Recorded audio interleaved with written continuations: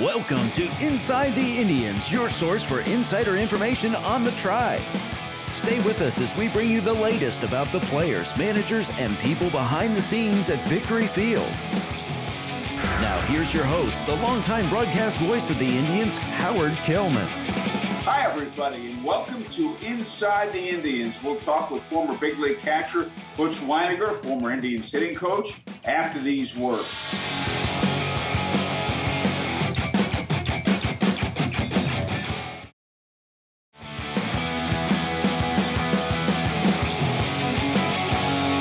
Former Major League player and former Indianapolis Indians hitting coach Butch Wynegar, our guest on Inside the Indians. Butch, how are you doing? I'm doing great, Howard. It's always great to talk to you. It's always great seeing you. And things are going good. I'm still following the game and just trying to catch up on my honey-do list. Would you still like to get back into the game? You know, Howard, if the opportunity came about, I would probably think about it very seriously. I'm enjoying what I'm doing, but I do miss it. And I do miss the kids. I do miss the times in the cage and just the sessions that we had together. And I that's basically what I watch the game for now, is follow the guys that I've had in the past.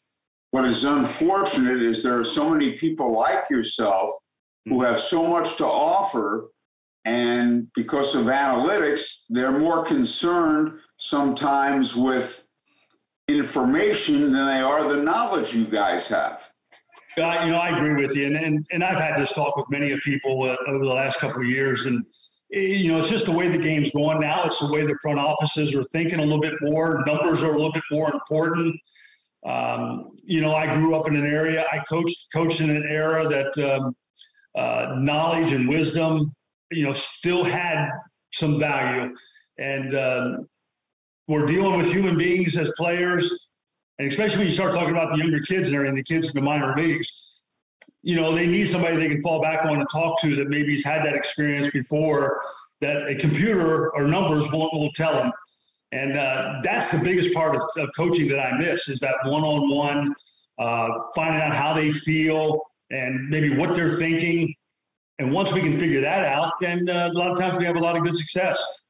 You were the Indianapolis Indians hitting coach for 3 years. Prior to that, you were Scranton's hitting coach for 8 years. Now, prior to that, you were the Milwaukee Brewers hitting coach at the major league level. What is the difference between working with hitters in the major leagues like Milwaukee as opposed to AAA hitters? Well, I think there's a lot of similarities, but I think at the major league level, they've gotten there already because of the talent that they have. I think at the big league level, there's a lot more, maybe the mental side. Try to teach them how, the preparation side of how they're going to prepare for that pitcher that night. And then maybe just some small tweaks maybe in the swing or something that's really not working for them. Might have to make an adjustment. I think it's a combination of everything in the minor leagues. The 2 years I spent in Bradenton was a lot different than the 13 straight or 11 straight years I spent in AAA hitting coach. I can say more things to the AAA hitters because they're a little bit more knowledgeable. They were a little more advanced. The low A, the A-ball hitters, it was a stepping stone. I bumped heads a lot with a lot of the kids and everything because they could not understand why they had to do what I was trying to get them to do to prepare them for AA, AAA, and hopefully the big leagues. And as time went on, that year, they started understanding a little bit more why it was important to prepare.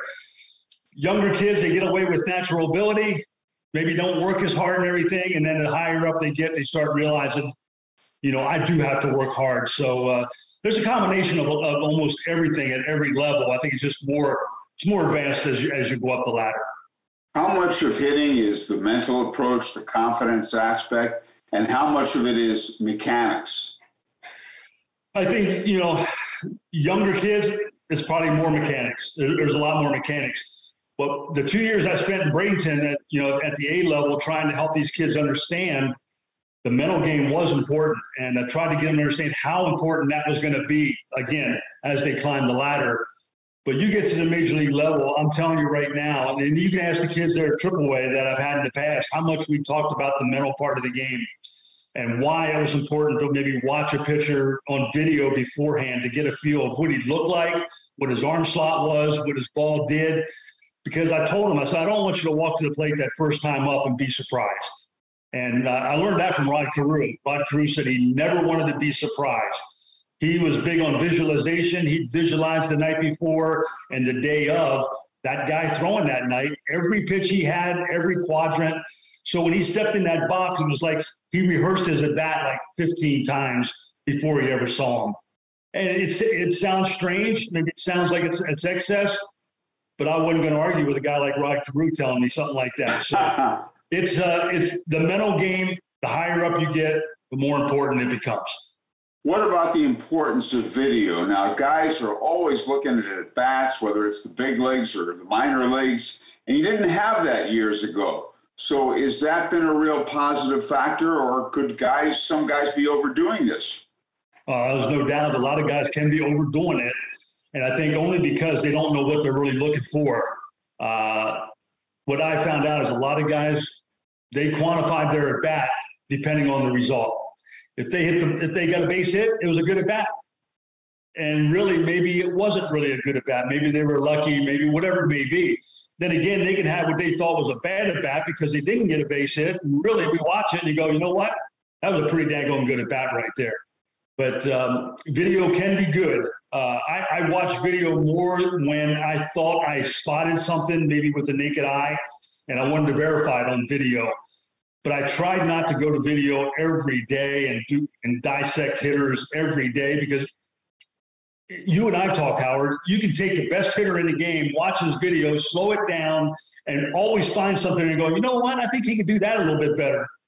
But it works for him. So, you can always find something if you look too close. And a lot of it, I'll ask the guy how he feels, how you feel at the plate.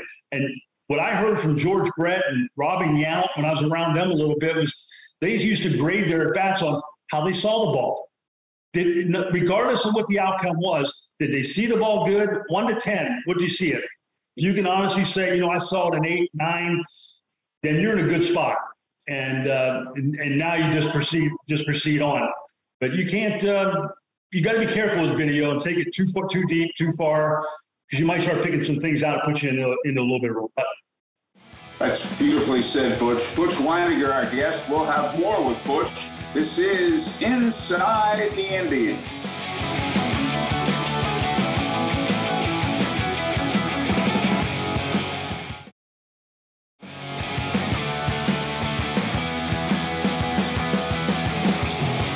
Butch Wynegar, our guest on Inside the Indians. Butch, you were talking about hitting, and you can't do everything perfectly, and depending on judging an at-bat by video. Here's the thing I feel about winning and losing. To some people, winning cures everything. You win a game 12-11. Oh, that's wonderful. We won. That's all I care about.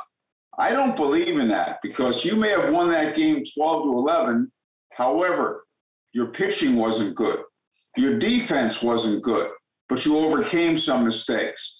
And when you lose 12-11, when you lose in general, everybody starts analyzing things, which is good. What can we do better? What can we improve?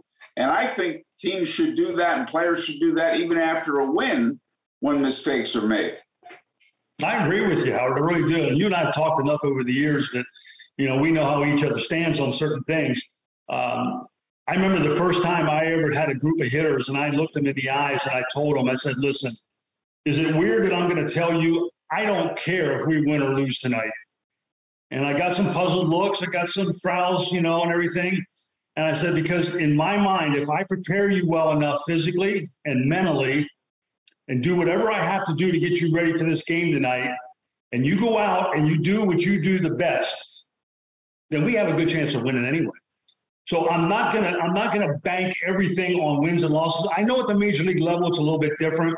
You can win 1-0. It's so much better than losing 12-11. But I think if you ask any pitching coach at any level, and you ask any hitting coach at any level, if you lose a game 12-11, part of you as a hitting coach is saying, okay, the boys swung the bat pretty good. I'm okay. I'm not happy that we lost, but at least my end of the bargain was we did well. Now the pitching coach that night is not real happy. Even if we won 12-11, he's sitting there going, now, what the heck what happened on my pitching staff tonight to give up 12 runs? And then you flip it, conversely, we win 1-0 or we lose 1-0. The hitting coach is kind of going, God, what could we have done better tonight? And that's why I try to preach to the hitters and everything, no matter how well you did or how maybe how you struggled, is just look back on what you did and try to learn from it. Good or bad, how can I get better doing this? I did this good. And I think that's what the good hitters and the good pitchers in this game did. They're not satisfied in what they did, even if they did well. This sounds like a big emphasis, Butch, on the process, not only looking at the results, but on the process. I couldn't have said it better. That's the exact word I was thinking about. It's a marathon season.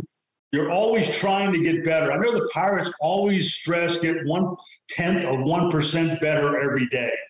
And the only way you can do that is trust the process. Trust your hard work. Trust your knowledge. Trust what you see. Trust your eyes. And, we try to get guys to really reflect on their, I'm going to just go hitting right now, on their at-bats that night. No matter if they were 0 for 4 or 4 for 4. Go back and reflect on what you did, how you did it, what you felt. And if you got to keep a journal, keep a journal. But I want you to go back, especially if you didn't get any hits, you felt like you had a bad night. What can I come in tomorrow and be ready to do in the cage to help me be a little bit better than I was today and improve on those areas? I think that's really well said. Would you say much to players during a game, after an at-bat? I tried not to say too much during the game, unless something really stood out, or if I could tell a kid wanted to talk, or he came to me, then by all means. Now, it depended what he started talking about. If he, I didn't want him overthinking in the batter's box. I'd ask him how he felt. I asked him how well you're seeing the ball. I asked him what his approach was. What can you do this next at bat now to counteract the approach that this guy's been using on you? He's just staying away from you. Okay, I might move in the box a little bit. I might look to let the ball get a little deeper. I might look to shoot the ball over the other way, over the second baseman, over the shortstop's head. Have a plan. And I just think, the good hitters in this game will always go to the plate with an approach, with a plan, and come hell or high water. They're gonna go by that, and then let the results fall where they may.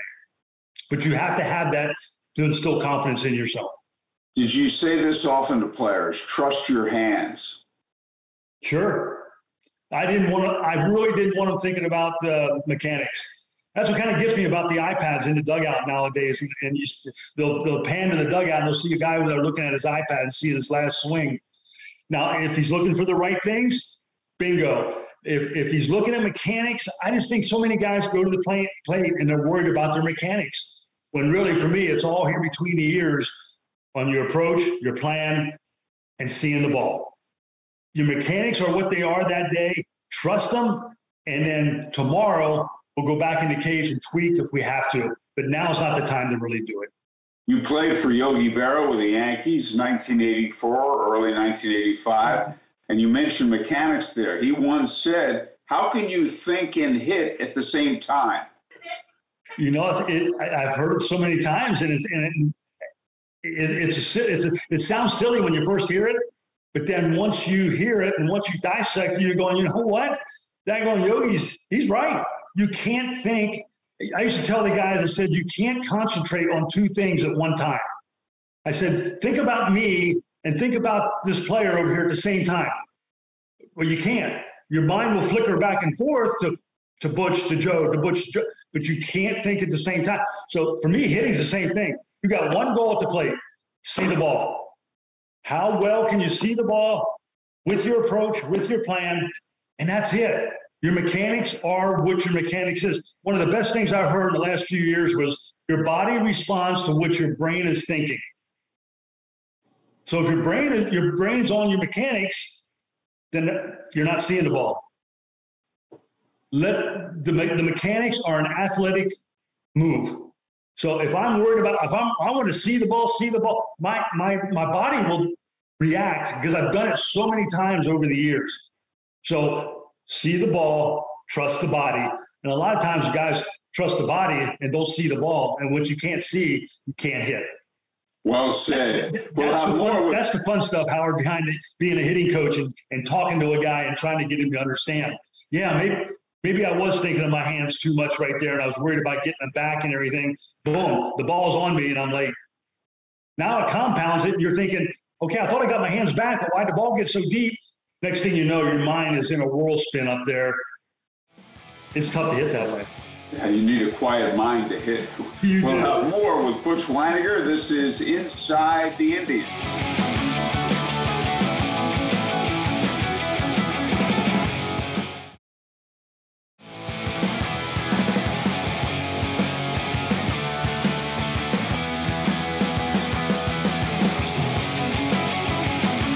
Butch, you played in the big leagues for 13 years. What are your thoughts when you look back to your playing career?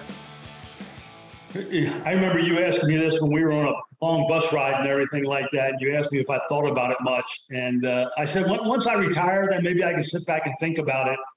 I got a lot of thoughts about my career and everything. I mean, I'm so proud and I'm so humbled that it was a dream come true, that something I wanted to do as a kid. So to play 13 years, I mean, I thank the good Lord for it every night. Like every coach probably looks back at his career, he says, man, I wish I would have known then what I think I know now. I think I could have been a better player. And I think of that a lot too. But I'm happy in the era that I came up in and everything. I played with some great guys and just made good friends, made teammates. But just to say that I played in the major leagues and I got my 10-year card, I got my full vested pension, things like that and everything. But just to say that I had a dream come true, it's what I wanted to do. I thank the good Lord every night for it. 1976, you got to the big leagues with the Minnesota Twins. I think you're the only guy, Butch, who as a catcher went from A-ball to the big leagues. I don't know if anybody else has done that. Tell us that experience, what that was like. Well, I got Gene Mock's picture back here behind me and everything, but Gene Mock took over the the Twins that year. Didn't like his catching help. Invited me to spring training to see who I was, what I was all about. I had a good spring. He gravitated towards me, and as I just turned 20 years old in spring training, he decided to keep me. And like I told you before, Howard, it was a whirlwind season. I struggled out the gate. And then I needed something to kind of light the light bulb for me. And my first big league home run off a catfish hunter. And then my second major league home run the next night off of Jim Palmer, that light bulb kind of went off for me. And I said, I can hit here. So, and it went on and came in second rookie of the year to Mark Fidrich. And just a wonderful experience. Just went by so fast. And I owe Gene Mock a lot for the trust that he had in me. Well, what about catching at that time, too? You're 20 years old, working with a big league pitching staff. What was that like? That was well, really, I only have been catching for maybe 3 years. And my last 2 years of high school, my first probably year and a half in pro ball, so a little over 3 years. But to go out there and be catching Davey Goltz and Burt Blyleven for a few months, and Tommy Bergmeyer and Billy Campbell out of the bullpen. I mean, these guys were veteran guys. So I think that might have helped me a little bit just because they probably called their own game mostly. And I learned along the way. Gene Mock was huge. He really would ask me questions. He would teach me, which I always tried to do in my coaching. If something happened on the field, he always brought me down to the tunnel and just put his arm around me and asked me what I was thinking. That 2-2 changeup, why'd you call that? He didn't say it was right or wrong. He just said he wanted to know my reasoning. But over time, he taught me how to call a game and what to look for and just basically read hitters and then make sure I knew who my pitcher's inside now. So, again, Gene Mock taught me a lot. And you often caught both games of doubleheaders. Yeah, that was an era where it was win first. I mean, Gene, I was young. Gene knew I was young. He knew I was energetic. And he just walked up to me between games and asked me how I was feeling. And I knew it at that. I said, I feel great, Skip. And I always called him Skip. And he said, well, you got game 2. I went, okay, let's go. Didn't think much of it. Now I look back now and my knees tell me, what the hell are you doing, Butch? But it was an experience. I treasured that. Just to have that. I've called 18 inning games before. Came back the next night and called again. So it was kind of an Iron Man badge certificate. Even though I didn't look at it that way at that time, but looking back, that's what it looked like now. Butch, always great spending time with you. Thank you so much. Thank you, Howard. You're the best. You're one of my best friends, and I really appreciate any time I get a chance to talk to you. That's Butch Wynegar on Inside the Indians.